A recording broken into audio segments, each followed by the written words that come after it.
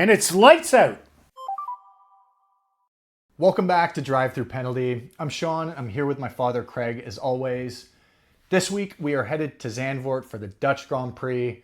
Finally, after a long summer break, so we are very excited Formula One's back. Have a little bit of mixed feelings this time of year because it means summer is passing by, but Formula One coming back means everything is all right. If you haven't seen the videos before, stick around. We got a lot to talk about this week. We're going to cover some of the rumors and news we've heard over the past few weeks. We're going to talk about this week's race in the Netherlands. I'm going to hop in my sim and do a lap for you guys so you can get a feel for what this crazy track is like. And if you stick around to the very end of the video, we are going to cover some F1 fantasy stuff because we're going to get into it. It's a sprint race weekend and we have to set up our teams correctly here. Well, I'm going to start with the venue. This is one of my favorite circuits, and I'm a fan of Holland. There's a lot of things to like. I've been up to the Northern Sea, and I think the problem there is they just don't have the kind of funding in that part of Holland to support a race. And the guy, I think I reported last year, the guy's going to go out and get other kind of races, that don't cost as much. He's actually trying to get a NASCAR in there. But I love the track. And why do I love the track? I love the track because it's got bank corners. I love bank corners. And it's got tons of passing. And if you've watched any of our podcasts in the past, I love passing. Crazy camera angle last year that they had set up on these cars. It really gave you a feel for the undulation of the circuit. But before we talk about the track, because we're going to get into that, why don't you tell us about some of the rumors you've heard over the past few weeks there, CD? Well, I actually got one today, and it was Cadillac is changing its principle. And the guy that had been running it up to this point kind of took it from the inception. So he was more a builder. And now they've changed him out, and they have moved in a Formula One guy. And so maybe they're starting to race. And the interesting thing about Cadillac is General Motors is working on an engine. And because right now they're running a Ferrari engine, but by 2029, they're expecting to have their own special engine. And I think that's going to make it very, very interesting because they're only in it to win. They're not like another team just kind of, investing in the team, selling it 3 years later, making a couple of $1 million. I think they're for real. That's cute. A special little engine for a special little team. Well, I'm excited. I'm excited to see that. And what about your buddy Adrian Newey and Aston Martin? What's going on over there? So Aston Martin is interesting. This is probably going to be the number one story in practice. And it won't be the number one story in quali if the practice doesn't work. But they have come to this race. If you remember in Hungary, they came and they changed a bunch of things on the car aerodynamically and the chassis. And this one is the engine. And they've had problem with the Honda engine from very day one. Apparently the one they're putting in it now, they might be able to save up to 2 seconds. So it'll be very interesting. If that does work, does Aston Martin start an incline and maybe get to the top of tier 2? Or do you think the whole thing's bullshit? I will believe it when I see it.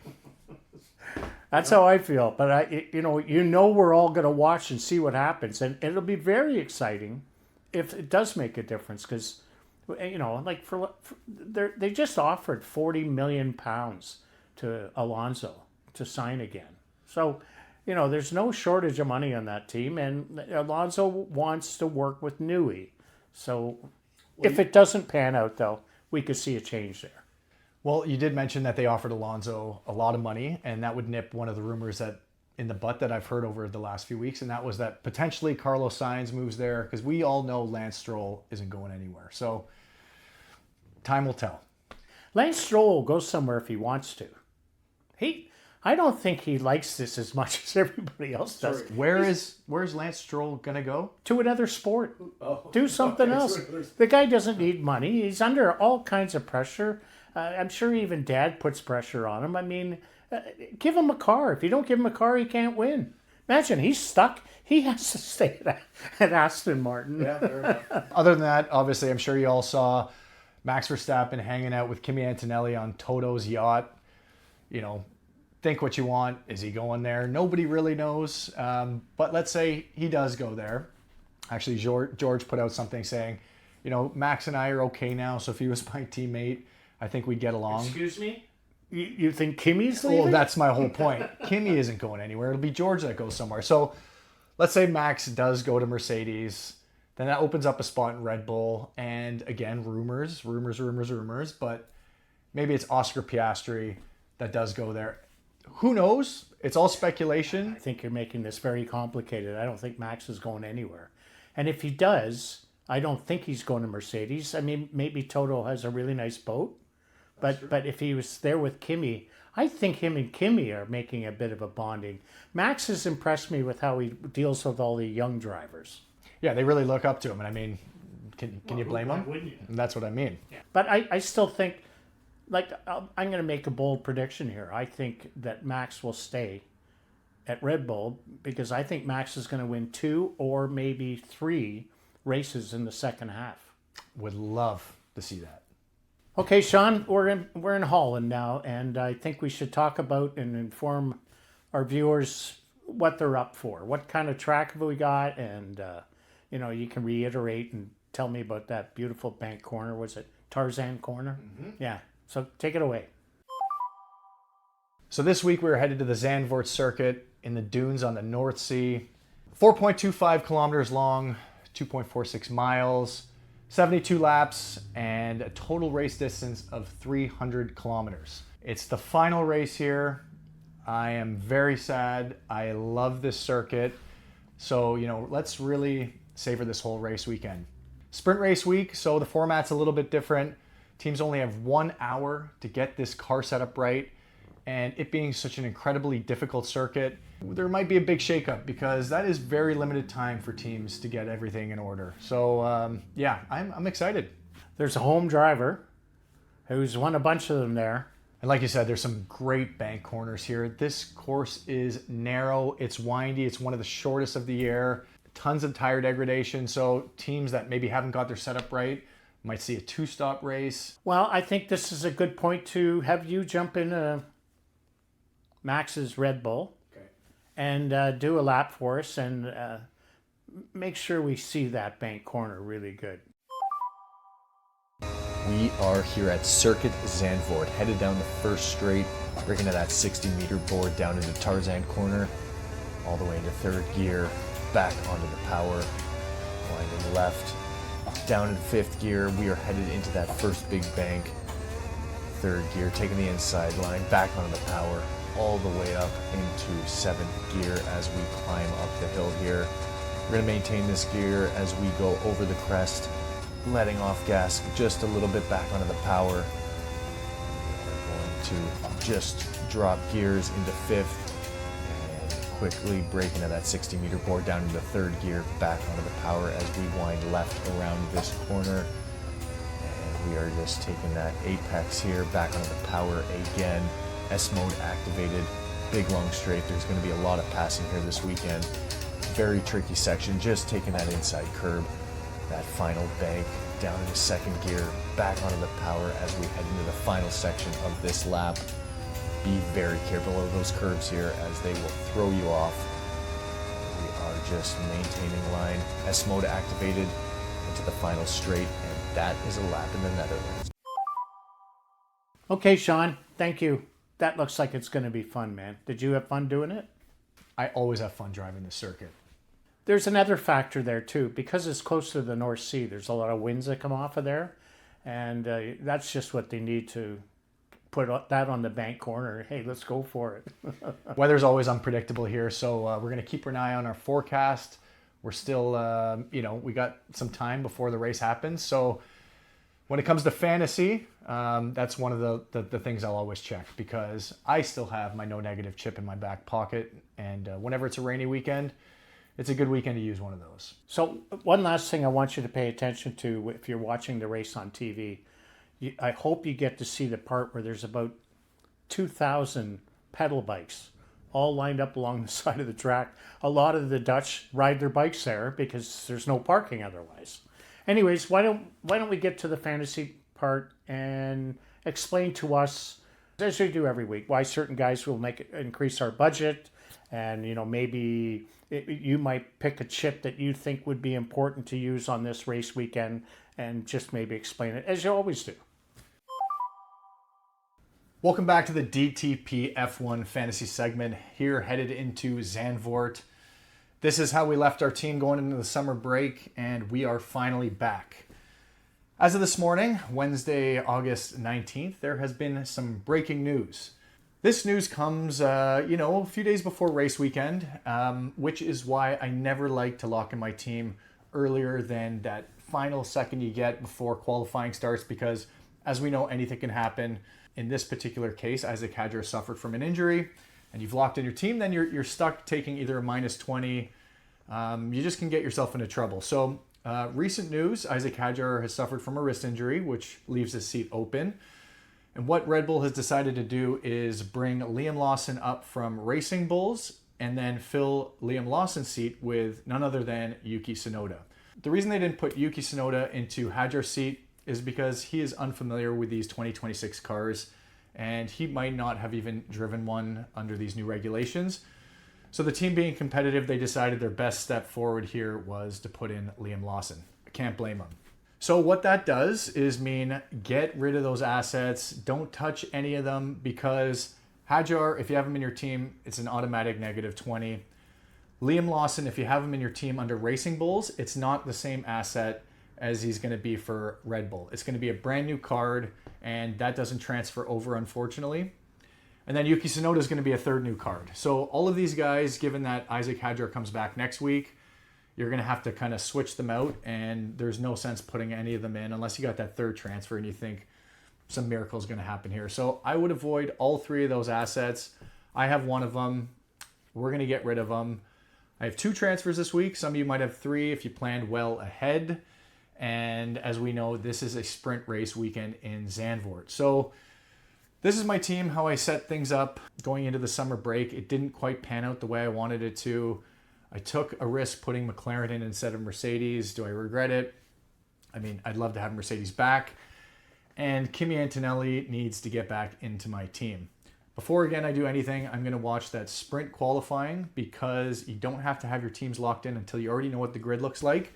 So we're going to wait until Saturday morning, or we've at least seen sprint quali Friday night. So as we always do, let's jump over to our team. One of the things to consider is, halfway through the season, a lot of you have chips left, and it's time to start using them. The next sprint race weekend is going to be in Singapore, and there are not too many overtakes in Singapore, which means if you've been waiting to use that 3x2x chip, this is probably the weekend to do it.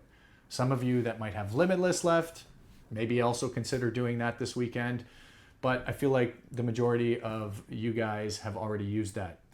As we always do, we jump on over to our favorite tools, f1fantasytools.com. The budget builder section is going to be a great place to give us an idea as to who we can pick up this week, or who we should pick up this week, and who we should drop. As you can see, there is about 5-6 guys on that watch list that we would like to consider bringing in. And a couple of them are unfamiliar to us. And that is because we haven't seen Stroll or Alonso anywhere on this list for quite some time. But things to consider this week. Aston Martin, as Craig mentioned earlier, they're bringing a new engine upgrade this week. And knowing that Stroll is not a great qualifier and is probably going to finish somewhere in the back of the grid, hopefully he's competitive in this new car and can climb his way through that midfield and actually score some points. That is given he doesn't DNF and the car does hold strong. But looking at a lot of the other big F1 fantasy creators, everyone's talking about potentially bringing in Alonso and Stroll. They're both projected to make money this week, coming in at $3 million. They're at the absolute floor. And if that means you can finally get in your 4A lineup, they are probably a good team to consider. Scrap Liam Lawson here on this list. Obviously, we just spoke about why we don't want to do that. But Hülkenberg and Bortoleto are also at the top. We're going to jump back over in a sec to our team and see what we want to do to get these guys in. But I am seriously considering that 4A lineup this week, just because the cards are on the table where it's actually in favor to have Alonso and Stroll in and Hülkenberg and Bortoleto. If If you have 3 transfers, it might be a little bit easier. If you need to take that -10 to get that team in, I'm going to jump back on over here, and I am going to obviously look at what I have to do. First things first, Isaac Hadjar has got to go, and Lewis Hamilton's got to go. Now, Lindblad, he's a little bit further down on this list. He is most likely going to lose that 0.6 million, or potentially that 0.2 million. Not great for us. And Lewis Hamilton, he's projected to, still make money. So I'm just going to take a look at putting Kimi Antonelli back in the team here and, decide whether or not Fernando Alonso is going to be a good pickup this week. That's way too much money sitting on my bench. That's $13.8 million. I don't want to do that. Ideally, what I would like to do is take that -10 transfer. I would put, let's say Lance Stroll in here. And then I have 25 million left for that premium slot, completing that 4A build that I've been waiting to do for a long time. Before I make that decision, I am certainly going to wait till I watch the sprint quali to make an educated decision here. But that opens up the possibility of putting Lewis Hamilton in my team, Charles Leclerc, or Oscar Piastri. Make sure to use F1 Fantasy tools here when building your teams. Great week to use, your wild card if you need to rearrange. So for me, I might actually activate that chip so I can rearrange my entire team. Keep in mind, depending on how Stroll or Alonso do, you might need to make some transfers again next week. So always keep that, transfer in the back pocket of yours in case an emergency is called for. Please feel free to ask any questions if you have them. I would love to know what your builds look like, so drop them down below. And good luck to y'all. We're going to jump back into the video. Okay, thanks, Sean. A good update. And as I say every race, keep what you want, get rid of what you don't. But follow the basics and it will help you. Yeah, thanks. Again, I know it's a lot to digest sometimes, but if you're competitive in your league, there's some good things to consider. On that note, before we wrap things up this week, I think this would be a great time to talk about our predictions. Craig, give me your top 3 this weekend, please. Max Verstappen, Kimi Antonelli, Lando Norris. How about you? I'm going to have to agree with you on this one. Max, I think Max is going to take this one. Second place, I'm also going to have to agree with you. I think it's going to be Kimi Antonelli. And in third place, Charles Leclerc. Oh, of course. I had to do it. It's okay. That's why I win every week. Well, thanks again, guys, for watching the video. We really appreciate it. We are almost at 1,000 subs, and I think we're going to do it this week. So if you like the video, hit that like button below. It really helps us. If you enjoy and you want to see more in the future, hit that subscribe button. We're here. What do you think we should do here? I know what you want to do here. And it's red lights out. No, that's not what I want to do. Exactly. We want to drink beer. We do want to drink beer, and I know that they have great beer here. And orange yogurt. Yeah, whatever this orange yogurt is, I'm interested in trying. Enjoy, and we will see you next week.